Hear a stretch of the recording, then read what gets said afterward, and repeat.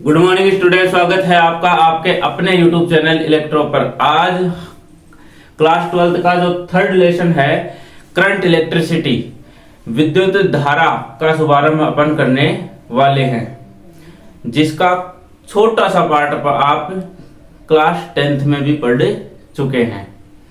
विद्युत धारा की डेफिनेशन अपन क्या पढ़ते हैं कि आवेश के प्रवाह की दर को धारा कहते हैं। क्या पढ़ते हैं कि आवेश के प्रवाह की दर को विद्युत धारा कहते हैं। विद्युत धारा कहते हैं, या कहें कि इकाई समय में आवेश के प्रवाह की दर, इकाई समय में आवेश के प्रवाह की दर को धारा कहते हैं।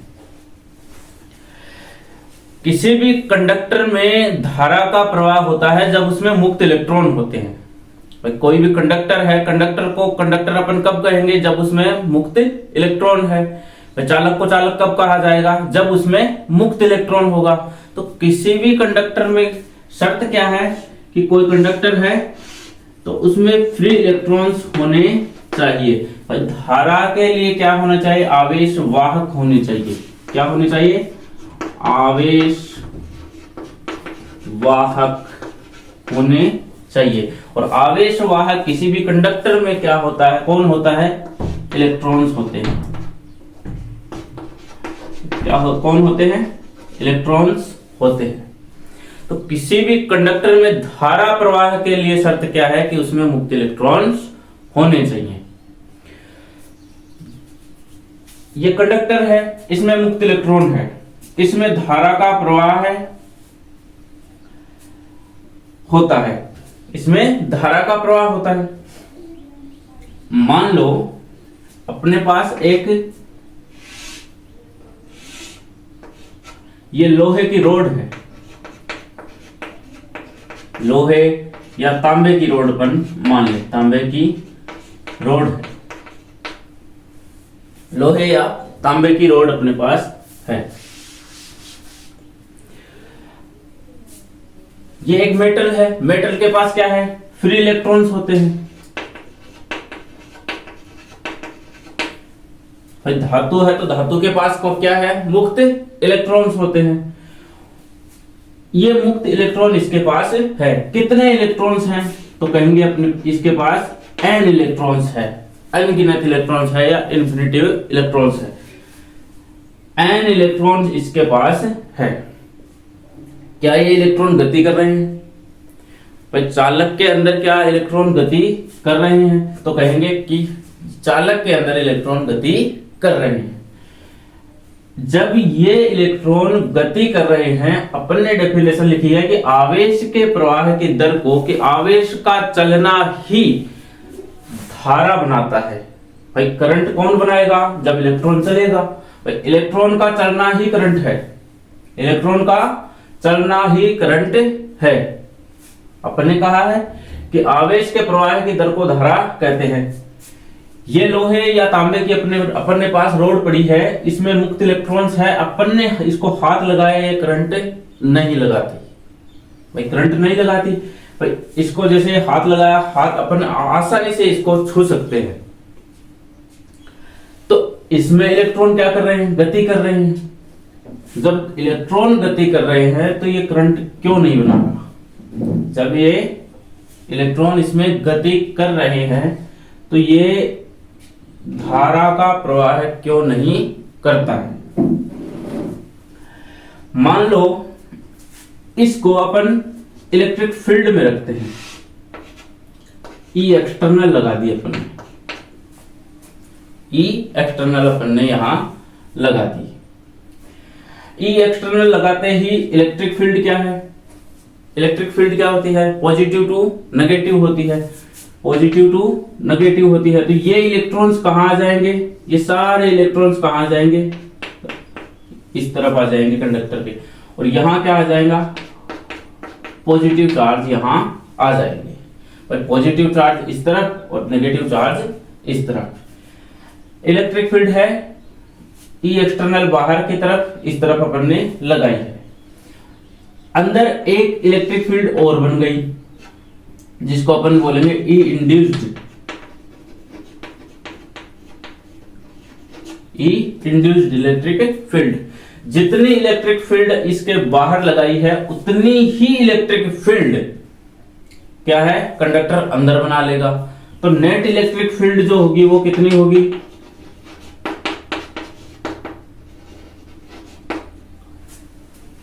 जितनी इलेक्ट्रिक फील्ड अंदर बनी है उतनी बाहर है, तो नेट इलेक्ट्रिक फील्ड जो होगी वो कितनी होगी, 0 होगी। नेट इलेक्ट्रिक फील्ड क्या है, 0 है। तो कंडक्टर में नेट इलेक्ट्रिक फील्ड 0 है। इस समय भी इसमें क्या है, n इलेक्ट्रॉन्स मौजूद हैं, n इलेक्ट्रॉन्स मौजूद हैं। वो भी क्या कर रहे हैं, गति कर रहे हैं। कौन सी गति, रैंडम मोशन।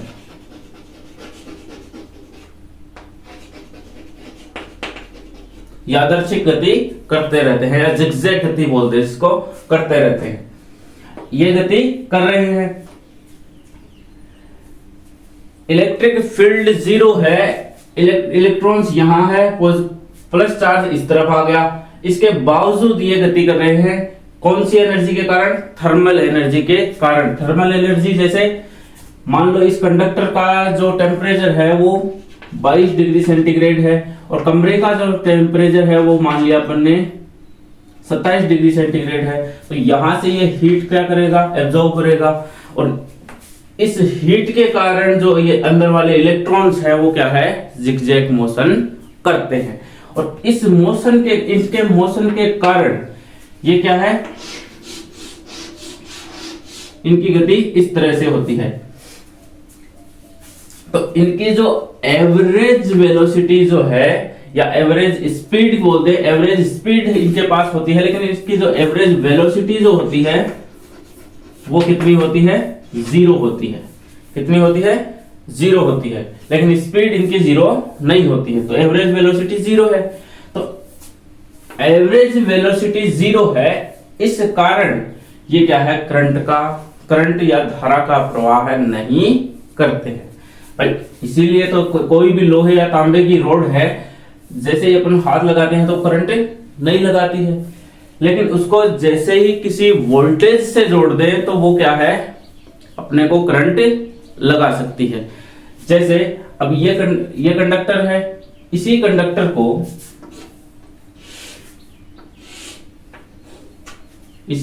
को अपन ने एक वोल्टेज से जोड़ दिया,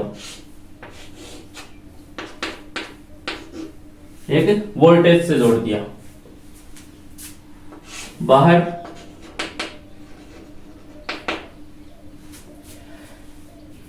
अच्छा सॉरी, कंडक्टर को बैटरी से जोड़ दिया।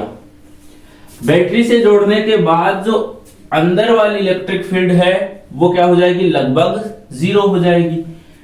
तो यहां क्या बन जाएगी, ये इलेक्ट्रिक फील्ड बन जाएगी, ई एक्सटर्नल यहां बन जाएगी, पॉजिटिव टू नेगेटिव। यहां पर जो इलेक्ट्रॉन्स हैं, प्लस चार्ज है यहां, ये इलेक्ट्रॉन्स क्या होंगे, इस प्लस के कारण क्या होंगे, इस तरफ आकर्षित होंगे। यहां इलेक्ट्रॉन्स किस तरफ आ गए, यहां आ गए। और ये प्लस जो चार्ज है वो इस नेगेटिव के कारण क्या होंगे, यहां इस तरफ आ जाएंगे। तो इलेक्ट्रॉन्स इस तरफ आएंगे तो धारा का प्रवाह क्या होगा, इस तरफ होगा। तो यहां पर इन इलेक्ट्रॉनों को नियमित वेग मिला है। पहले ये इलेक्ट्रॉन क्या है, अनियमित गति से क्या कर रहे थे, चल रहे थे या मोशन कर रहे थे। अनियमित वेग इनके पास था। कौन सा वेग था, अनियमित था। यहां पर एक पर्टिकुलर डायरेक्शन के साथ, किस तरफ, इस तरफ, इलेक्ट्रिक फील्ड के अपोजिट में, इसके अपोजिट में क्या है, इलेक्ट्रॉन गति कर रहे हैं। यहां से जाएंगे पॉजिटिव के पास, फिर यहां से होते हुए इसके पास आ जाएगा। जैसे इलेक्ट्रॉन जैसे यहां से निकला, इस पॉजिटिव के कारण ये इसको अट्रैक्ट करेगा, यहां आ गया, फिर ये नेगेटिव इसको रिपल करेगा, फिर ये पॉजिटिव इसके कारण यहां आ जाएगा। तो ये चक्कर क्या है इसका, चलता रहेगा। तो इन इलेक्ट्रॉनों को एक नियमित वेग मिला है। क्या मिला है, नियमित वेग मिला है। इस नियमित वेग के कारण किसी भी कंडक्टर में क्या होता है, धारा का प्रवाह होता है। नियमित वेग के कारण धारा का प्रवाह होता है। और इस नियमित वेग को जब इलेक्ट्रॉन विद्युत क्षेत्र में, जब इलेक्ट्रॉन विद्युत क्षेत्र में गति करता है तो उसको बोलते हैं अपवहन वेग, या इलेक्ट्रॉनों की अपवहन गति, अपवहन गति, अपवहन गति, या जिसको ड्रिफ्ट मोशन या ड्रिफ्ट वेलोसिटी।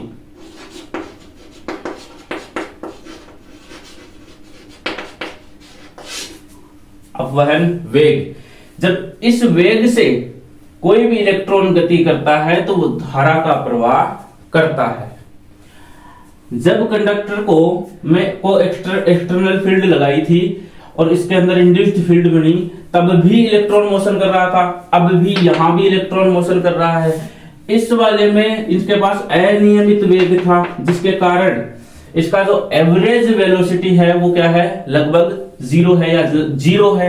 एवरेज वेलोसिटी क्या है, जीरो है। एवरेज वेलोसिटी जीरो होने के कारण यहां पर कोई इलेक्ट्रॉन जो है वो क्या है, धारा का प्रवाह है नहीं करता है। इस कंडक्टर में धारा का प्रवाह नहीं होता है। लेकिन जब इसको वोल्टेज से जोड़ते हैं, इसको विभवांतर दिया जाता है, पोटेंशियल दिया जाता है, तो एक इन इलेक्ट्रॉनों को ये नियमित वेग मिलता है। इस नियमित वेग के कारण क्या है, इनका जो सर्कुलेशन है, वो चलने का जो सर्कुलेशन है वो बना रहता है, जिससे क्या है, धारा का प्रवाह होता है। इलेक्ट्रिक फील्ड में ये इलेक्ट्रॉन, जैसे ये इलेक्ट्रिक फील्ड यहां वोल्टेज लगने पर यहां लग रही है, तो यहां इलेक्ट्रिक फील्ड है। इलेक्ट्रॉन क्या करेगा, इसके विपरीत गति करेगा। जब इलेक्ट्रॉन विद्युत क्षेत्र में गति करता है तब उसकी जो स्पीड है वो होती है 10 की पावर 5। इलेक्ट्रिक फील्ड में होती है 10 की पावर -4 मीटर पर सेकंड, बहुत ही कम वेग। ये क्या है, ड्रिफ्ट वेलोसिटी है कि कितने वेग से इलेक्ट्रिक फील्ड में इलेक्ट्रॉन क्या है, गति करता है, 10 की पावर -4 मीटर पर सेकंड। लेकिन जब थर्मल वेग से, इस वेग से गति करता है, जब कंडक्टर को वोल्टेज से नहीं जोड़ा जाता है, तब उसका वेग होता है 10 की पावर 5 मीटर पर सेकंड। 10 की पावर 5 मीटर पर सेकंड होता है। इस वेग से जब गति करता है तब उसकी एवरेज वेलोसिटी क्या है, वहां जीरो है, लेकिन एवरेज स्पीड क्या है, उसकी जीरो नहीं होती है। लेकिन जब कंडक्टर को वोल्टेज से जोड़ा है तब इलेक्ट्रिक फील्ड में जब इलेक्ट्रॉन गति करता है, जिसको अपन ने नाम दिया है अपवहन गति या अपवहन वेग, जिसको अपन वीडी से लिखते हैं, इसका डेरिवेशन भी अपन आगे करेंगे। तो वीडी अपवहन वेग से गति करता है, तो इस अपवहन वेग का जो मान होता है वो 10 की पावर -4 मीटर पर सेकंड होता है। तो कोई भी कंडक्टर में या किसी भी कंडक्टर में जब इलेक्ट्रॉन इस वेग से गति करता है, अपवहन वेग से गति करता है, तब धारा का प्रवाह होता है। या कहें कि अपवहन वेग के कारण ही, इलेक्ट्रॉनों के अपवहन गति के कारण ही धारा का प्रवाह होता है। अपवहन वेग के कारण ही धारा का प्रवाह होता है। विद्युत धारा, इसको अपन I से लिखते हैं, आगे देखते हैं।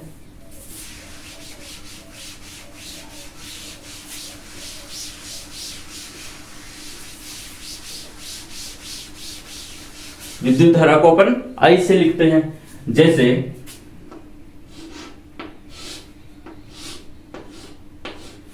ये कोई कंडक्टर है,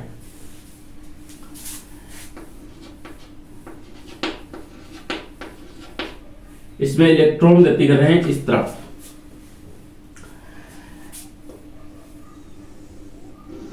मान लिया इस कंडक्टर का जो एरिया है वो ए है, एरिया ए है। 1 सेकंड में इस क्रॉस सेक्शन को कितने इलेक्ट्रॉन पार करते हैं, पर सेकंड कितने चार्ज इसको पार करते हैं, वही क्या है इसका करंट का मान है भाई। कितने चार्ज पर सेकंड यहां से क्रॉस करते हैं, वही क्या है धारा है। आई बराबर क्यू अपॉन टी, पर सेकंड कितने चार्ज यहां से क्रॉस करते हैं, आई बराबर क्यू अपॉन टी है। पर सेकंड कितने चार्ज यहां से निकलते हैं।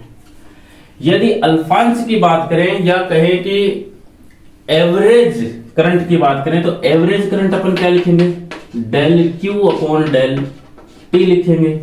या एक तात्क्षणिक धारा की बात करें, इंस्टेंटेनियस करंट की बात करें, जिसको बहुत ही अल्प समय के लिए बोलते हैं, तो D Q by D T, कि एक अल्प समय में कितने इलेक्ट्रॉन डीक्यू आवेश यहां से निकले हैं, डीक्यू चार्ज या डीक्यू इलेक्ट्रॉन्स यहां पर क्रॉस करते हैं। तो आई बराबर डीक्यू अपॉन dt। तो धारा को अपन I से लिखते हैं dq बाई dt। यहां से इसका जो मात्रक है, मात्रक होता है आवेश का मात्रक कूलाम, इसका सेकंड, कूलाम पर सेकंड, जिसको अपन क्या बोलते हैं एम्पियर, एम्पियर कहते हैं। इसकी यदि विमा की बात करें तो विमा, धारा की जो विमा होती है वो होती है A1। क्या होती है A1, M0 L0 T0 A1, M0 L0 भाई M 0 है, L भी 0 है, T भी 0 है, A1 है। ये क्या है इसकी विमा है, तो A1 इसकी विमा होती है। धारा है इसका ऐसा मात्रा कूलम पर सेकंड, जिसको अपन एम्पियर कहते हैं। तो किसी भी कंडक्टर में धारा का प्रवाह अपवहन वेग या अपवहन गति के कारण होता है। और अपवहन गति किसे कहते हैं, विद्युत क्षेत्र में इलेक्ट्रॉनों की गति को क्या कहते हैं, अपवहन गति। विद्युत क्षेत्र में इलेक्ट्रॉनों की गति को अपवहन गति कहते हैं। और किसी भी कंडक्टर में धारा प्रवाह के लिए क्या होता है, आवेश प्रवाहकों का होना, आवेश वाहकों का होना जरूरी होता है।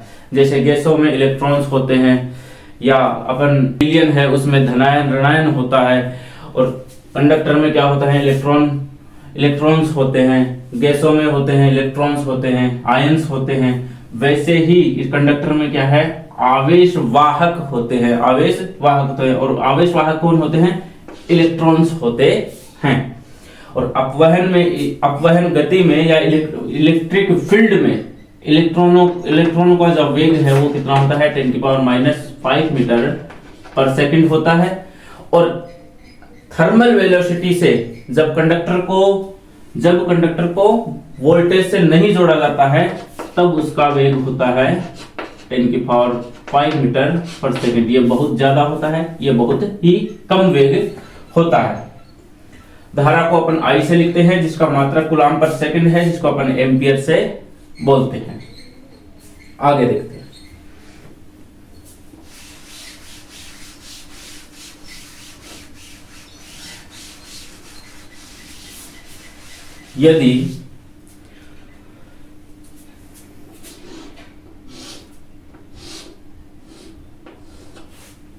यदि एक कूलम आवेश, मान लो यदि एक कूलम आवेश 1 सेकंड में पार हो, तो धारा क्या है, 1 एम्पियर है। भाई 1 एम्पियर को क्या कहेंगे, अपन ने धारा का फॉर्मूला क्या लिखा, I बराबर dq अपॉन dt लिखा है, dq अपॉन dt लिखा है, जिसको अपन I बराबर q अपॉन t बोलते हैं।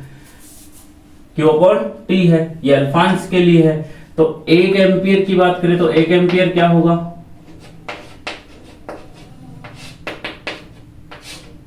1 एम्पियर क्या होगा कि 1 सेकंड में यदि किसी चालक में 1 सेकंड में 1 कूलम आवेश प्रवाहित हो, तो उसे क्या कहते हैं, 1 एम्पियर धारा प्रवाहित होती है। या कहेंगे कि किसी चालक के अनुप्रस्थ काट से 1 सेकंड में 1 कूलम आवेश प्रवाहित हो तो उस चालक में प्रवाहित धारा 1 एम्पियर होगी। एम्पियर को अपन कैपिटल ए से लिखते हैं। एम्पियर को अपन क्या किससे लिखते हैं? कैपिटल ए से लिखते हैं। तो यदि किसी चालक के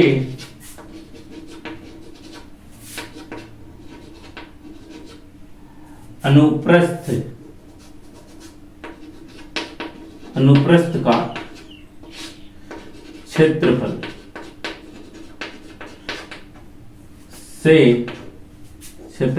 के 1 सेकंड में 1 कूलम आवेश प्रवाहित हो तो चालक में प्रवाहित धारा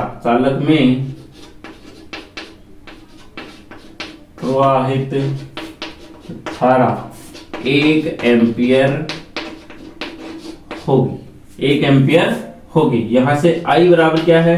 Q अपॉन T। Q की वैल्यू 1 कूलम, T की 1 सेकंड, तो I बराबर क्या आ गया? 1 एम्पियर। यदि 1 कूलम आवेश यदि किसी चालक के अनुप्रस्थ काट क्षेत्रफल से 1 सेकंड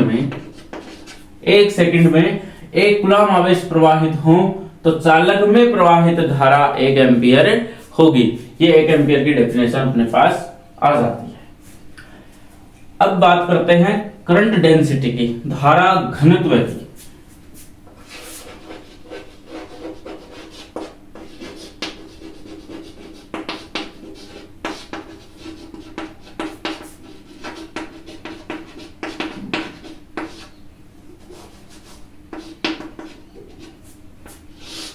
धारा घनत्व की, मान लो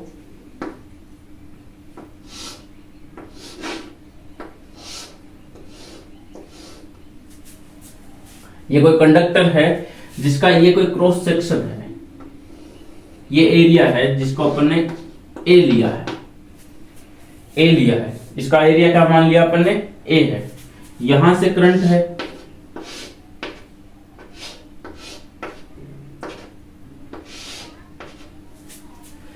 यदि इस एरिया से इसके क्षेत्रफल से इस एरिया से ए क्रॉस सेक्शन जिसको अपन ने माना है, आई धारा प्रवाहित हो, या कहें कि एकांक क्षेत्रफल से धारा प्रवाह को अपन क्या कहते हैं? धारा घनत्व कहते हैं, जिसे क्या कहते हैं अपन? आई अपॉन ए। भाई इसके क्रॉस सेक्शन से प्रति एकांक क्षेत्रफल से कितनी धारा निकल रही है? आई निकल रही है, जिसको अपन क्या कहते हैं? धारा घनत्व। और धारा घनत्व को अपन लिखते हैं जे से। धारा घनत्व जे बराबर आई अपॉन ए। प्रति एकांक क्षेत्रफल से गुजरने वाली धारा, प्रति एकांक क्षेत्रफल से गुजरने वाली धारा, प्रति एकांक क्षेत्रफल से गुजरने वाली धारा क्या कहलाती है? धारा घनत्व जे कहलाती है। ये क्या होती है? एक सदिश राशि है। ये क्या है? एक सदिश राशि है, क्योंकि इसके पास एक डायरेक्शन होती है। जे के पास क्या होती है? डायरेक्शन होती है। इस ए से कितना करंट निकला? आई निकला। तो प्रति एकांक क्षेत्रफल से धारा आई गुजरने वाली धारा को क्या कहते हैं? धारा घनत्व जे कहते हैं। यदि अपन इस क्रॉस सेक्शन को घुमा दें, थीटा कोण से लें, तो थीटा कोण से लेंगे तो क्या होगा? थीटा कोण से यदि अपन इस क्रॉस सेक्शन को ऐसे घुमा दें तो इसका जो एरिया वेक्टर होगा वो इस तरह होगा, जो कि क्या आएगा? इसके साथ थीटा एंगल पर आएगा। इसके साथ थीटा एंगल पर आएगा। तो जे के साथ कौन सा वाला कंपोनेंट आएगा? यहां आएगा कौन सा? ए कॉस थीटा आएगा, a cos थीटा आ जाएगा। तो यहां से अपन यदि लिखे I बराबर J या a cos थीटा, कौन सा component? cos theta, cos theta. तो यहां से I बराबर क्या है? J dot a। cos theta को क्या बोलते हैं अपन? cos थीटा को क्या बोलते हैं? डॉट प्रोडक्ट बोलते हैं। तो यहां से J क्या है? वेक्टर क्वांटिटी है। I क्या है? Vector quantity. A क्या है? वेक्टर क्वांटिटी है। दोनों सदिश है, दोनों सदिशों का अदिश गुणनफल क्या है? अदिश। तो I क्या है? एक स्केलर क्वांटिटी है। यहां से अपन स्केलर अदिश राशि है, अदिश राशि है। I क्या है? एक अदिश राशि है भाई। I बराबर जो J dot A, J dot A, J dot A को क्या लिख सकते हैं? J A cos theta, J A cos theta बोलते हैं। cos थीटा क्या है? डॉट प्रोडक्ट है। और दो सदिशों का डॉट प्रोडक्ट क्या देता है? रिजल्ट में एक स्केलर क्वांटिटी देता है। तो ये I क्या है? एक अदिश राशि है। दूसरी बात कि I के पास एक डायरेक्शन होती है। I के पास क्या है? एक डायरेक्शन है। अपन ने अभी देखा कि I बराबर क्या है? J dot A, J dot A। I क्या है? यहां अदिश राशि है। लेकिन किसी भी सर्किट में एक पर्टिकुलर डायरेक्शन I के पास होता है, एक मैग्नीट्यूड होता है, लेकिन उसके बावजूद I क्या है? अदिश राशि है। बल्कि इसमें सदिश के गुण पाए जाते हैं। लेकिन जैसे मान लो यहां से कोई करंट आ रही है 3 एम्पियर, I1 क्या है? 3 एम्पियर है। यहां से कोई करंट आ रही है 4 एम्पियर, इसको I2 बोल दिया। तो रिजल्टेंट क्या होगा? रिजल्टेंट क्या होना चाहिए? यदि इन दोनों के बीच में एंगल 30 डिग्री है, 30 डिग्री है, तो वेक्टर क्या कहता है? वेक्टर क्या कहता है? I1 स्क्वायर प्लस I2 का square plus 2I1 I2 cos theta, I1 I2 cos theta. ये रिजल्टेंट इनका आना चाहिए। लेकिन अपन क्या करते हैं? 3 प्लस 4 कितना एम्पियर? 7 एम्पियर। I कितना आ गया? यहां 7 एम्पियर आ गया। अपन ने किसकी तरह जोड़ा है? स्केलर क्वांटिटी की तरह जोड़ दिया है। कि स्केलर अदिश राशियों को कैसे जोड़ते हैं? जैसे सामान्य जोड़ बाकी अपन करते हैं। तो सामान्य जोड़ बाकी के लिए क्या है? स्केलर क्वांटिटी है। तो स्केलर क्वांटिटी होने के कारण इसको अपन ने 3 प्लस 4 7 एम्पियर की करंट यहां से निकलेगी। तो धारा जो है, I जो है अदिश राशि है, क्योंकि यह सदिश के योग नियमों का पालन नहीं करता है। सदिश के योग नियम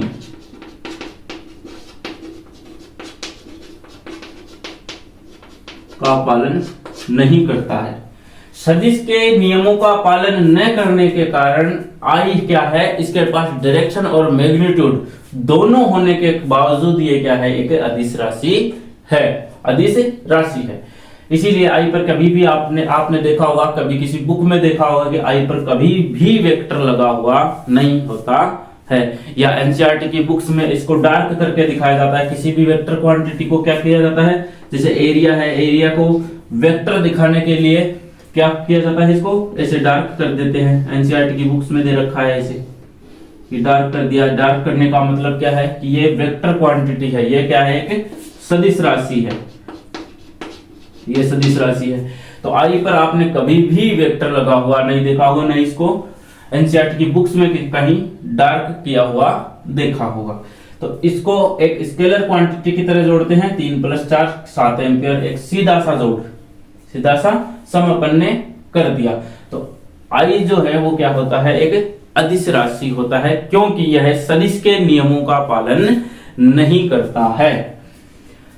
आवेश के प्रवाह की दर को क्या कहा जाता है? धारा कहा जाता है। धारा घनत्व क्या होता है? इकाई क्षेत्रफल से गुजरने वाली धारा क्या कहलाती है? धारा घनत्व कहलाता है। धारा घनत्व का जो मात्रक है वो क्या होगा? I का क्या है? एम्पियर है, क्षेत्रफल का metre square, ampere metre square. यहां से यदि इसकी विमा की बात की जाए तो विमा क्या है A1 और मीटर स्क्वायर, ये ऊपर जाएगा L-2, तो ये इसकी विमा हो गई। विमा हो गई भाई। M यहाँ 0 है, L-2 है, A1 है। ये क्या है, धारा घनत्व J की विमा है, और J क्या है, एक वेक्टर क्वांटिटी है। तो ये था अपना विद्युत धारा का शुभारंभ, छोटा सा इंट्रोडक्शन। कल अपन एक नए टॉपिक के साथ मिलेंगे।